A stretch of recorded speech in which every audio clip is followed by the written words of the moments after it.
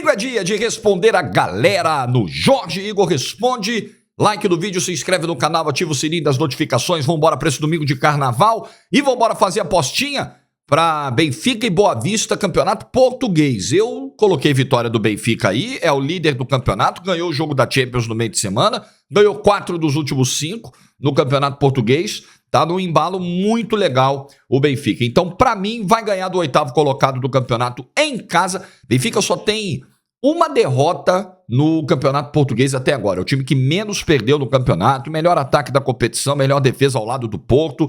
Para mim, dá Benfica. Eu larguei esse palpite aí. Você pode palpitar nos jogos do campeonato português, nos jogos do mundo inteiro que estão rolando nessa virada de semana aí. Like no vídeo você já deu. Pegou o celular já aí para apontar para o QR Code? Faz isso agora. Aponta para o QR Code que está na tela, você vai direto para o meu linkão lá no site do Aposta Ganha, que tem as melhores cotações do mercado e ainda deixei um bônus de boas-vindas, 5 para você começar a brincadeira. Vem pro apostaganha.bet.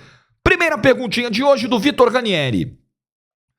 No próximo Jorge Igor Responde, conte como foi aquela história da ligação errada da seleção de Burkina Faso. Hilário demais. É uma volta do tempo. Esse vídeo tá aí no YouTube, todo mundo fica vendo aí um monte de vezes e o pessoal me marca, lembra do vídeo, manda o link pra mim, tira um sarro, tira até print. Eu tava bem diferente ali, eu tava bem menino naquele vídeo ali. Isso foi em 2010. O antigo Esporte Interativo transmitiu naquele ano a Copa Africana de Nações. E aí a gente recebeu a notícia, às vésperas do torneio começar, de que a seleção de Togo teria sofrido um atentado na chegada a Angola. Aquela competição, aquela edição foi disputada em Angola. E Togo ficaria no grupo B, na cidade de Cabinda, e quando o ônibus entrou em Cabinda, um grupo separatista local metralhou o ônibus da seleção de Togo. Eu fui até pegar a notícia da época, porque eu não lembrava assim, de todos os detalhes, né, de vítimas fatais e tal. Alguns atletas da seleção de Togo, nesse atentado, ficaram feridos, e o motorista do ônibus perdeu a vida. E a seleção de Togo nem disputou a competição por causa disso, né? Desistiu da competição porque não havia a mínima condição dos caras jogarem e dos caras entrarem em campo. E aí, no grupo B, junto com a seleção de Togo, estava a seleção de Burkina Faso, que era treinada por um português chamado Paulo Duarte. E aí, qual foi a nossa ideia? Caramba, vai ser fácil. Se a gente conseguir o contato dele, vai ser um depoimento rico, porque Burkina Faso estava se deslocando para Cabinda naquele mesmo dia, né? Então, e já tinha recebido provavelmente a informação do atentado que Togo recebeu, até para a gente entender. Burkina Faso iria cruzar o território angolano, Burkina Faso iria desistir da competição em solidariedade ao que aconteceu com Togo, estavam todos bem, aconteceu alguma coisa semelhante com eles. Então, isso jornalisticamente tinha uma relevância muito grande. E o fato dele ser português, não tinha barreira do idioma, então ia ser uma comunicação de fácil entendimento para o nosso público. E aí a nossa produção começou a correr atrás do telefone do Paulo Duarte. E aí chegamos a um número de um senhor que, pelo adiantado da hora, o Entrando em Campo era o programa da época, que era às 8h30 da noite, que entrava no ar aqui. E se fosse em Portugal, se de fato esse cara morava em Portugal, o suposto Paulo Duarte, parece que sim, já devia ser madrugada lá, início da madrugada lá, finalzinho da noite. A gente liga para um cidadão, achando que era o número do tal Paulo Duarte. Não me perguntem como a produção conseguiu esse número, eu não faço ideia. Eu estava no estúdio apresentando o programa e o pessoal estava lá na correria para chegar ao cara. E aí o cidadão atende o telefone, o produtor da época me contou o seguinte: quando o cara atendeu o telefone, ele se identificou aqui do Brasil. Alô, é o Paulo Duarte? Aqui é o fulano de tal? É Paulo Duarte na linha? Aí o cara, sim. E parece que o sim é uma coisa tipo do português atender telefone, tipo, pronto, opa. O cara mandou sim, não confirmando que era o Paulo Duarte, apenas só estabelecendo o contato. Aí, eu vou colocar o senhor no ar aqui e tal, pum. E já jogou o retorno do estúdio, já jogou o meu áudio. E aí eu comecei a conversa com o cara. E aí ele foi entendendo que não era pra ele a ligação, né? A gente tava atrás de um outro cara, né? Tanto que ele diz, eu não sou o Paulo Duarte, quando a ficha dele de fato caiu. Foi uma baita confusão, deu muitas risadas, era um assunto muito sério, Mas acontece. Ainda mais um contato de alguém tão longe, tão distante. Pô, o técnico de Burkina Faso, assim, não era fácil achar mesmo. Não era a chance da gente acertar era baixa. E infelizmente não acertamos. Burkina Faso até jogou a competição, empatou um jogo, perdeu outro. O grupo ficou com 3, com a desistência de Togo, Costa do Marfim, Gana e Burkina Faso. Costa do Marfim ficou em primeiro, Gana ficou em segundo, avançaram. E Burkina Faso do Paulo Duarte, que bom, ninguém sofreu nada em Burkina Faso, mas não ganhou jogos não. Essa foi a história, a hilária história do longínquo ano de 2010. Obrigado, Vitor. João Pedro Carvalho, hoje vocês estão nostálgicos, hein? Jorge, você pode contar como narrou a final da Champions em 2020 no estádio do Palmeiras? Conto. A gente ainda estava no auge da pandemia mesmo. 2020 foi um ano muito complicado. Não tinha vacina, não tinha tratamento, não tinha nada assim, né? E todos os anos, a Heineken, que é uma das patrocinadoras oficiais da Champions, ela fazia... Não sei se vai retomar isso, porque nessas últimas 2 edições da Champions não teve. Mas até 2020 ela sempre fez um evento em São Paulo de uma transmissão exclusiva para convidados da final da Liga dos Campeões da Europa. Então já foi no shopping, eu já narrei alguns, já fiz alguns desses eventos, no shopping JK, no ginásio do Pacaembu. São eventos grandes, com convidados, com apresentações, shows e tudo mais, e um telão para a transmissão da final. E aí é uma transmissão feita para o evento. Então eu fui para lá com algum comentarista convidado, algum ex-jogador. Por exemplo, na final de 2019, Tottenham e Liverpool, que foi no ginásio do Pacaembu, eu narrei o jogo com o Formiga comentando e o Zé Roberto foi o convidado. Ex-Palmeiras, ex-Portuguesa, grande Zé Roberto. Nessa final de 2020, eu e Formiga fizemos. E aí, com essa coisa do contágio, do vírus, protocolos e tudo mais... Eles fizeram um evento num drive, né? A galera no carro. Então, eles abriram o campo do Allianz para os carros estacionarem em frente a um palco. E nesse palco tinha um telão gigantesco. E de dentro dos carros, a galera assistiu ao jogo. E o jogo que eu narrei com o Bruno Formiga lá mesmo. Ao lado do palco e do telão gigante, tinha uma cabine pequenininha onde o Formiga e eu ficamos... para narrar o jogo. A gente só tirava a máscara dentro da cabine, para circular fora da cabine, todos de máscara. Quem foi que apresentou, meu Deus, no palco? Felipe Solari. Felipe Solari fez a apresentação do palco, ali tipo de um pré-jogo, do intervalo e tal, e a gente narrou desse jeito a final da Champions lá no Allianz Parque. Foi uma experiência única, acho que nunca mais vai acontecer. Tomara que não, né? Porque só aconteceu porque a gente tinha uma pandemia fora de controle aí naquela época. Mas foi legal, foi muito, muito divertido mesmo. Apesar de tudo que a gente estava vivendo, poder desconectar um pouco daquelas notícias ruins, ter um pouquinho de alegria com o futebol, com aquela final PSG e Bayern. Foi isso, viu, João? Foi um evento da Heineken, eu tive a honra de participar. Carlos Eduardo. Olá, Jorge, tudo certo? Tudo certo, Carlos? Você sempre fala aqui no seu canal sobre o Santos e o Botafogo, que são 2 times que acabam tendo uma torcida e, por consequência, uma audiência menor do que os outros 3 rivais de seus respectivos estados. E as 2 torcidas acabam reclamando muito de falta de espaço na grande mídia, mas acredito que muito por parte de uma baixa audiência desse público. Sim, Carlos. Você acha que as torcidas estão corretas em achar isso ou é apenas uma impressão meio clubista que os mesmos têm, uma vez que teriam um espaço de certa forma proporcional à audiência que geram? Não acha que esses times deveriam ter um espaço maior, uma vez que muitas vezes o torcedor foge para a mídia alternativa, que já está virando a forma principal de consumir conteúdo desses times? Gosto muito do seu trabalho aqui na TNT. Abraços. Obrigado, Carlos. Ótimo tema que você propõe. As empresas, elas vivem numa encruzilhada, né? As empresas de comunicação que lidam com jornalismo esportivo. A gente precisa da audiência, a gente precisa da resposta dos números, porque com audiência, as empresas vão até o mercado publicitário, mostram para as empresas que os produtos que elas têm são muito vistos e que ali é um bom espaço para que as marcas divulguem. E aí ela consegue vender, enfim, convencer. Então, para eu chegar numa cervejaria, para eu chegar numa loja de confecção, para eu chegar E a agência de publicidade é que faz esse elo, né? Você não vai direto lá vender para o dono da loja publicidade, não. Você contata uma agência faz o contato com ela, essa agência faz a ponte com as empresas, negocia as cotas de publicidade e tudo mais, é assim que funciona. Então, para isso, você precisa ter audiência, entendeu? Você se coloca no outro lado, né? Você é dono de um supermercado, vai. Aí você tem uma verba lá para gastar com publicidade, com anúncio. Onde é que você vai botar o seu anúncio? Onde ele é bem visto, onde existe um público grande passando por ali todo dia, não é verdade? Então, as empresas de comunicação, sabendo disso, elas fazem de tudo para que os seus números de audiência sejam os maiores possíveis. E qual é a maneira mais eficiente de você ter um bom número de audiência? É falando para o maior número de pessoas. É fazendo com que um maior número de pessoas se interesse por aquilo.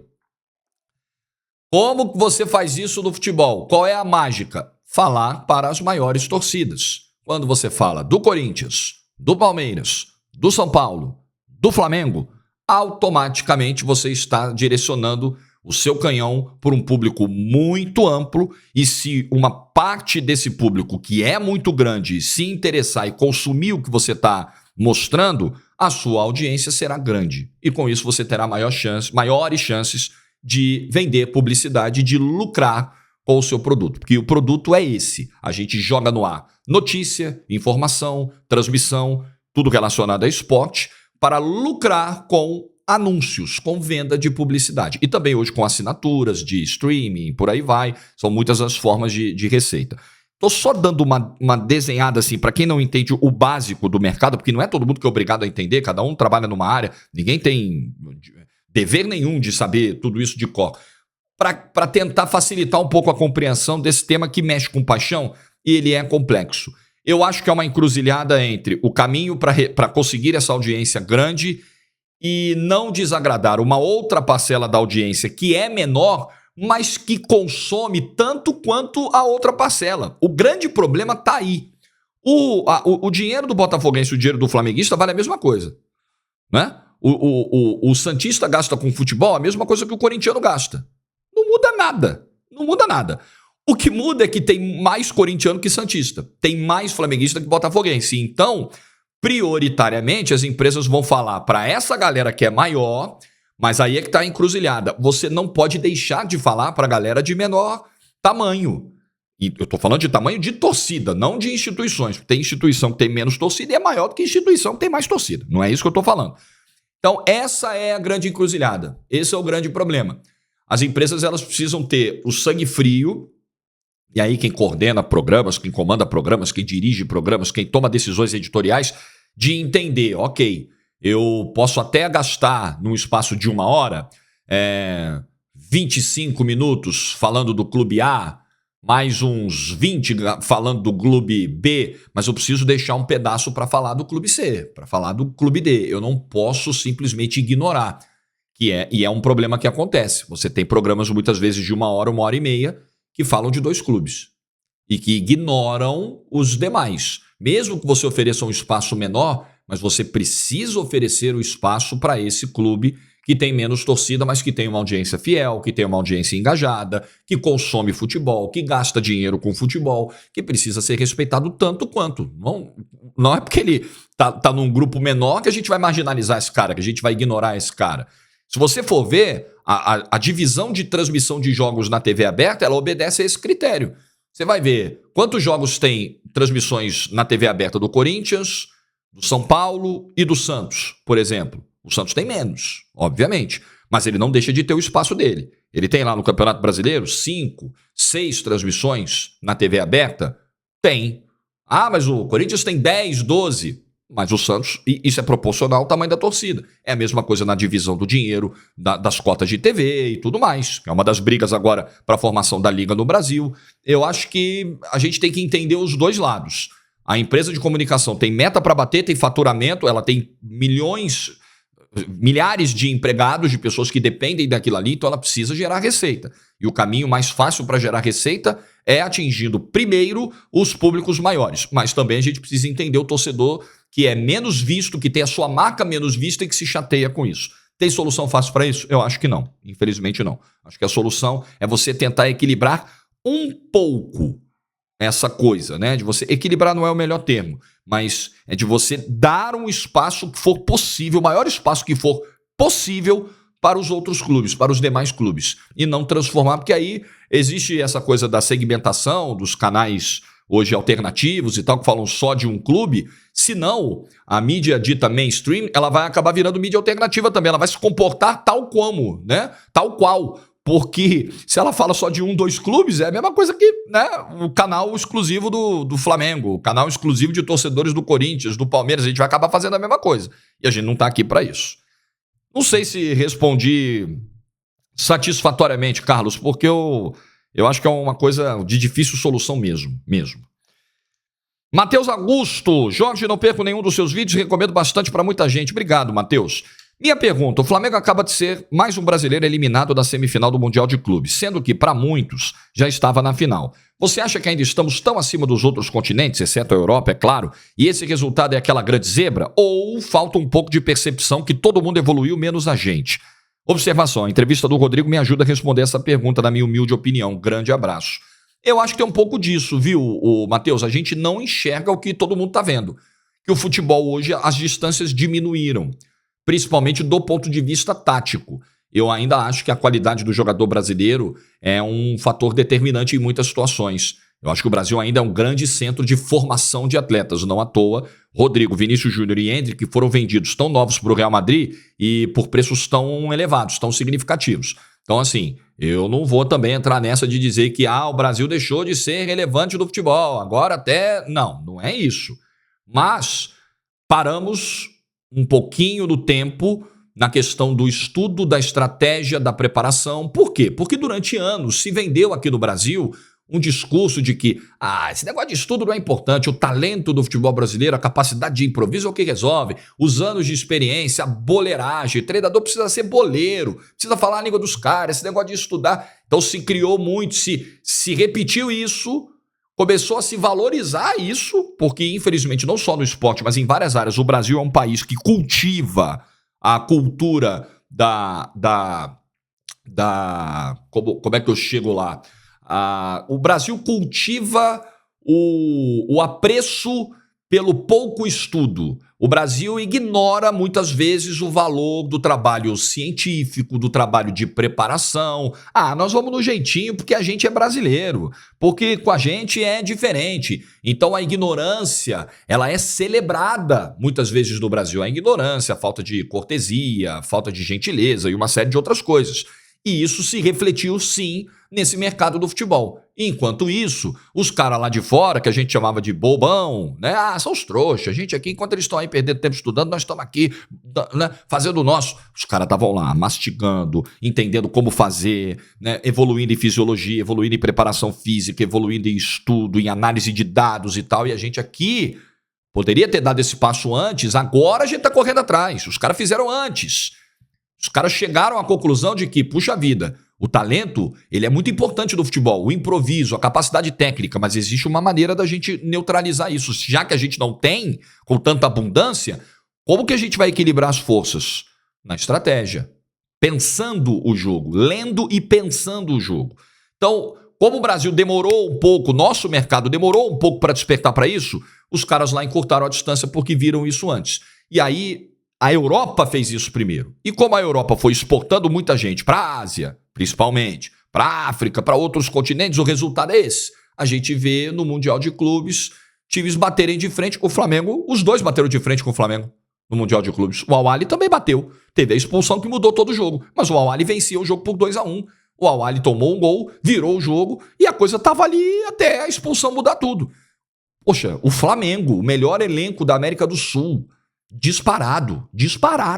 É muito melhor. Elenco, não há comparação do elenco do Flamengo com o elenco do Palmeiras, gente. Time titular é outra coisa, maneira de jogar é outra coisa. Elenco, não tem Palmeiras, não tem Atlético Mineiro, não tem Boca, não tem River, não tem ninguém na América do Sul que tenha um elenco com a qualidade, a quantidade de opções que o Flamengo tem. E o melhor elenco da América do Sul tomou um pau do Al Hilal e quase perde o terceiro lugar pro Al-Ahly, cara. Então tem alguma coisa, isso aqui tá dizendo algo. Ou a gente para entender o que isso aqui quer dizer, ou a gente finge que nada tá acontecendo. Eu concordo, Matheus. A gente perdeu um pouco, até por arrogância também, a gente perdeu um pouco da noção da realidade. do contexto que a gente está hoje. O contexto é: distâncias diminuíram para o mundo inteiro. Europa esquece. Essa história do novo Mundial aí com um montão de europeu. Aí mesmo é que não vai ter título sul-americano de Mundial de Clubes tão cedo. Pode esquecer. E até contra africano, contra asiático, vai dar ruim. Se as coisas do futebol brasileiro continuarem como estão. Vai dar ruim. Precisamos de mais intercâmbio. Precisamos muito abrir mais portas para profissionais que venham de fora e que contribuam com o crescimento do nosso futebol. E acho que isso passa acho que isso passa principalmente pela seleção brasileira. Nem vou gastar muito tempo do vídeo, que já está grande, eu já falei isso aqui várias vezes no canal. Obrigado pela pergunta, meu velho. Arara do CT do Bahia. Jorge, beleza? Beleza. Em um vídeo que você veio defender o John Textor em relação à Federação Carioca ter furado a fila, você comentou algo do tipo: a SAF do Vasco está comprometida, a SAF do Cruzeiro, do Bahia. Eu te pergunto, por que você acha que a do Bahia está comprometida? Foi algo que você acabou falando por alto ou você chegou a pesquisar mais a fundo sobre a SAF do Bahia? Te recomendo a pesquisar sobre a SAF do Bahia. Não, na verdade, Arara, eu peguei, e obrigado por você ter me felicitado aqui pelo PSG e Bayern. Aliás, eu estarei no jogo da volta também e soube dessa notícia anteontem, estou bem feliz. Não, o ponto foi o seguinte, Arara, para ficar claro, eu não tenho nenhuma informação sobre a SAF do Bahia, se as coisas estão sendo bem conduzidas, mal conduzidas, quero me aprofundar a respeito, não tenho mesmo. Fico feliz em saber que o Bahia passa a fazer parte de um grupo que tem uma capacidade financeira muito grande. Isso pode fazer com que o Bahia dê o salto que precisa, e é bom a gente ter pelo menos um clube do Nordeste de cara. A gente tem o Fortaleza, que é muito bem administrado, a gente tem o Sport, que é uma marca muito forte, uma torcida muito grande, mas não está tão bem porque o futebol pernambucano hoje ele é pessimamente gerido, e a gente pode ter o Bahia agora com investimento em estrangeiro, né, e subindo cada vez mais. Eu torço muito para que dê certo. Mas quando eu falei sobre aquilo, eu falei do ponto de vista do descumprimento da lei da SAF, que pode afetar a todos. A partir do momento que a lei da SAF estabelece um regime centralizado de execuções, ela estabelece uma regra.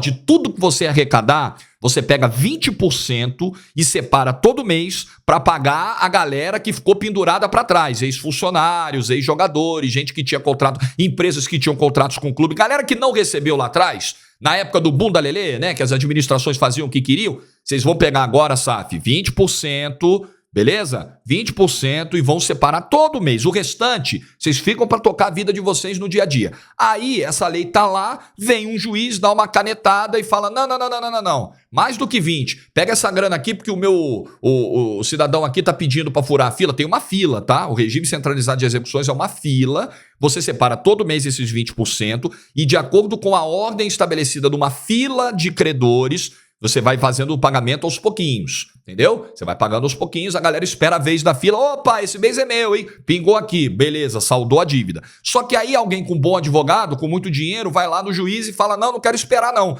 eu quero agora o meu dinheiro, não vou ficar esperando o regime de execuções não. Aí o juiz vai lá dar uma canetada, então a mordida ela fica maior do que 20% todo mês. Se isso acontecer, a lei da SAF vai ser descumprida, o clube não vai conseguir andar, porque o percentual de 20% foi pensado justamente para que o clube consiga respirar e ter fôlego para tocar suas atividades do dia a dia. Acabou. Aí qual é o investidor que vai querer, nesse terreno pantanoso, investir? Se isso acontece comigo, se eu sou investidor de um clube, tem uma lei. A lei começa a ser sistematicamente descumprida. Ao invés da mordida de 20% todo mês, os caras estão mordendo 40%, 45%, 50%, 60%. Eu pego meu boné e vou embora.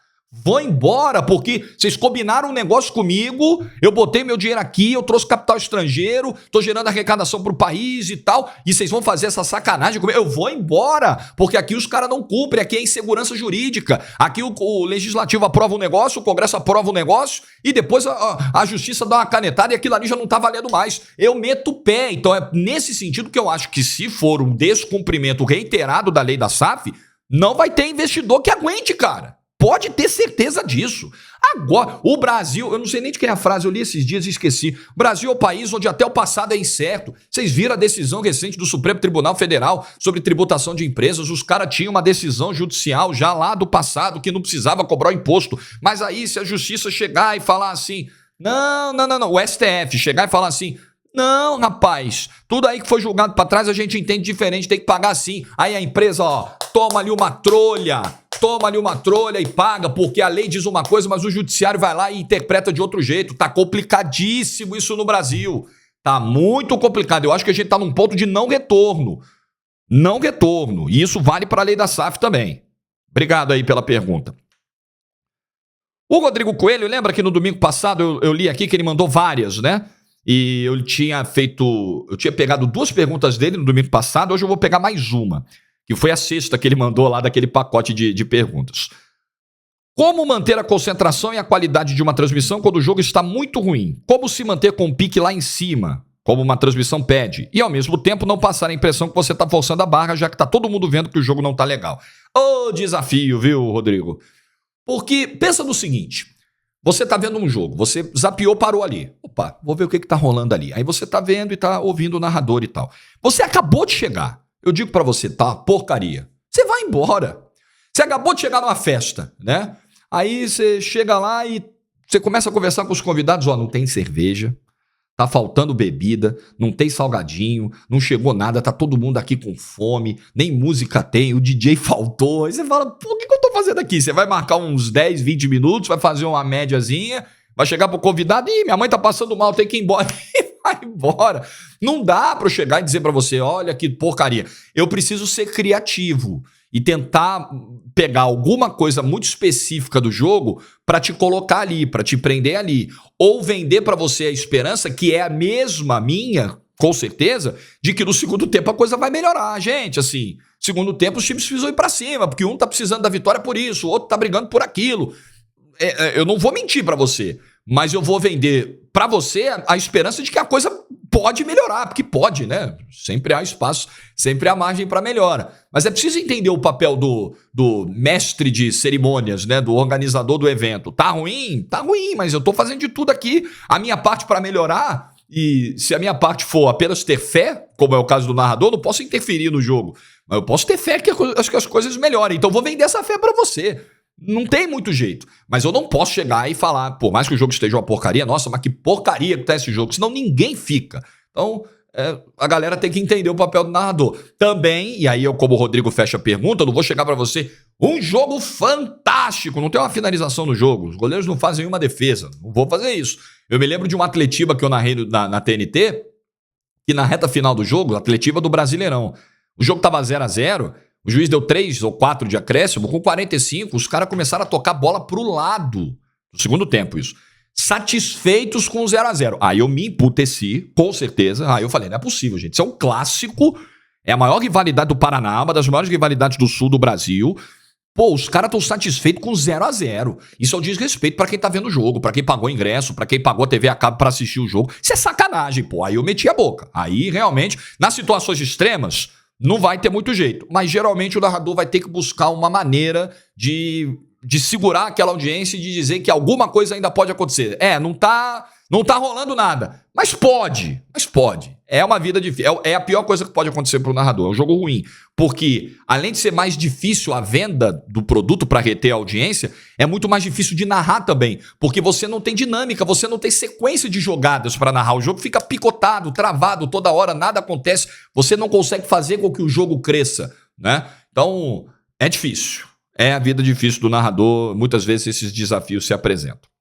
Gente, meia hora de vídeo, pelo amor de Deus. Espero que você tenha curtido nesse domingo de carnaval. Se você tá aqui, domingo de carnaval, viu esse vídeo até o final, meia hora de vídeo de bate-papo, é porque você gosta muito do canal, você é muito guerreiro, você é da família mesmo. Então deixa o like se você não fez isso ainda. Bom domingo de carnaval para todo mundo, com muito juízo, aproveita bem, aproveita para descansar, porque depois o ano começa para valer, os perrengues vêm, os boletos vêm, então dá uma aproveitada no carnaval mesmo, tem que tirar o pouquinho o pé do freio, mas com juízo, com juízo. Tchau, galera, até amanhã!